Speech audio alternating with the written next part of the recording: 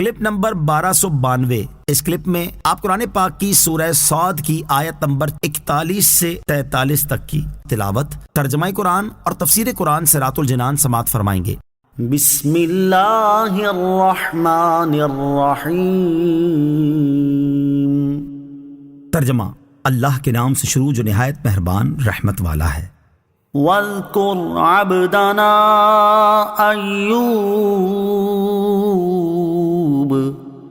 إِذْ نَادَى رَبَّهُ أَنِّي مَسَّنِيَ الشَّيْطَانُ بِنُصْبٍ وَعَذَابٍ۔ ترجمہ، اور ہمارے بندے ایوب کو یاد کرو کہ جب اس نے اپنے رب کو پکارا کہ مجھے شیطان نے تکلیف اور ایذا پہنچائی ہے۔ وَاذْكُرْ عَبْدَنَا ایوب، اور ہمارے بندے ایوب کو یاد کرو۔ اس سے پہلی آیت میں حضرت داؤد علیہ السلام اور حضرت سلیمان علیہ السلام کا واقعہ بیان کیا گیا۔ یہ دونوں وہ مبارک ہستیاں ہیں جنہیں اللہ تعالیٰ نے بے شمار نعمتیں عطا فرمائیں۔ اب اس آیت میں حضرت ایوب علیہ السلام کا واقعہ یاد دلایا جا رہا ہے، اور یہ وہ مبارک ہستی ہیں جنہیں اللہ تعالیٰ نے طرح طرح کی آزمائشوں کے ساتھ خاص فرمایا۔ ان واقعات کو بیان کرنے سے مقصود ان کی سیرت میں غور و فکر کرنا ہے۔ گویا کہ اللہ تعالیٰ نے ارشاد فرمایا کہ اے پیارے حبیب علیہ السلام، آپ اپنی قوم کی جہالت پر صبر فرمائیں، کیونکہ دنیا میں حضرت داؤد اور حضرت سلیمان علیہ السلام سے زیادہ نعمت، مال اور وجاہت والا کوئی نہیں تھا، اور حضرت ایوب علیہ السلام سے زیادہ مشقت اور آزمائش میں مبتلا ہونے والا کوئی نہ تھا۔ آپ ان انبیاء کرام علیہ السلام کے احوال میں غور فرمائیں تاکہ آپ جان جائیں کہ دنیا کے احوال کسی کے لیے ایک جیسے نہیں ہوتے، اور یہ بھی جان جائیں کہ عقل مند کو مشکلات پر صبر کرنا چاہیے۔ انی مسنی الشیطان بنصب وعذاب، مجھے شیطان نے تکلیف اور ایذا پہنچائی ہے۔ ایک قول یہ ہے کہ تکلیف اور ایذا سے آپ علیہ السلام کی بیماری اور اس کے شدائد مراد ہیں، اور ایک قول یہ ہے کہ اس سے مراد بیماری کے دوران شیطان کی طرف سے ڈالے جانے والے وسوسے ہیں جو کہ ناکامی ثابت ہوئے۔ حضرت ایوب علیہ السلام کو آزمائش میں مبتلا کیے جانے کے مختلف اسباب بیان کیے گئے ہیں۔ ابو البرکات عبداللہ بن احمد نصفی رحمۃ اللہ تعالی فرماتے ہیں، اللہ تعالیٰ نے کسی خطا کی وجہ سے حضرت ایوب علیہ السلام کو آزمائش میں مبتلا نہیں کیا، بلکہ آپ علیہ السلام کے درجات مزید بلند کرنے کے لیے آزمائش میں مبتلا کیا۔ اللہ تعالیٰ کے ادب اور تعظیم کا تقاضا، یاد رہے کہ اچھے برے تمام افعال جیسے ایمان، کفر، اطاعت اور معصیت وغیرہ کا خالق اللہ تعالیٰ ہے، اور ان افعال کو پیدا کرنے میں اللہ تعالیٰ کا کوئی شریک نہیں۔ برے افعال کو بھی اگرچہ اللہ تعالیٰ نے پیدا فرمایا ہے، لیکن اس کے ادب اور تعظیم کا تقاضا یہ ہے کہ کلام میں ان افعال کی نسبت اللہ تعالیٰ کی طرف نہ کی جائے۔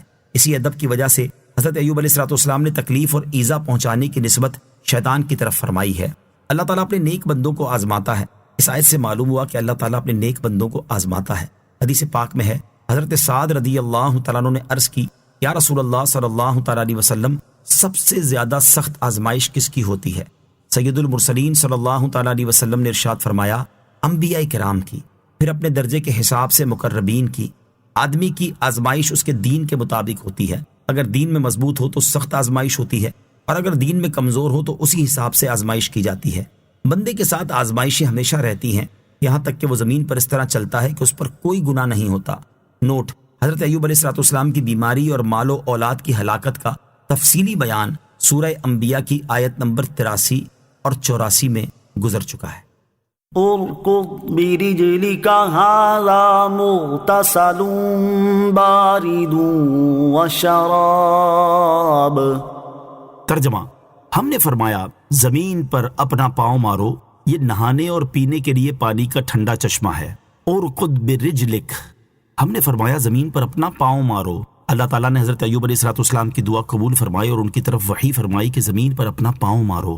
چنانچہ آپ علیہ السلام نے زمین پر پاؤں مارا تو اس سے میٹھے پانی کا ایک چشمہ ظاہر ہوا، اور آپ علیہ السلام سے کہا گیا کہ یہ نہانے اور پینے کے لیے پانی کا ٹھنڈا چشمہ ہے۔ چنانچہ آپ علیہ السلام نے اس چشمے سے پانی پیا اور غسل کیا، اور اللہ تعالیٰ نے آپ علیہ السلام کے تمام ظاہری و باطنی مرض اور تکلیفیں دور فرما دیں۔ وَوَهَبْنَا لَهُ أَهْلَهُ وَمِثْلَهُم مَّعَهُمْ رَحْمَةً مِّنَّا وَذِكْرَىٰ لِأُولِي الْأَلْبَابِ۔ ترجمہ، اور ہم نے اپنی رحمت کرنے اور عقل مندوں کی نصیحت کے لیے اسے اس کے گھر والے اور ان کے برابر اور عطا فرما دیے۔ وَوَهَبْنَا لَهُ أَهْلَهُ، اور ہم نے اسے اس کے گھر والے عطا فرما دیے۔ حضرت حسن اور حضرت قتادہ رضی اللہ تعالیٰ عنہما سے مروی ہے کہ حضرت ایوب علیہ السلام کی جو اولاد مر چکی تھی اللہ تعالیٰ نے اس کو دوبارہ زندہ کیا اور اپنے فضل و رحمت سے اتنے ہی اور عطا فرمائے۔ وَذِكْرَى لِأُولِي الْأَلْبَابِ، اور عقل مندوں کی نصیحت کے لیے، یعنی ہم نے حضرت ایوب علیہ السلام کو آزمائش میں مبتلا کیا تو انہوں نے صبر کیا، پھر ہم نے ان کی آزمائش ختم فرما دی اور ان کی تکلیفیں دور کر دی تو انہوں نے شکر کیا۔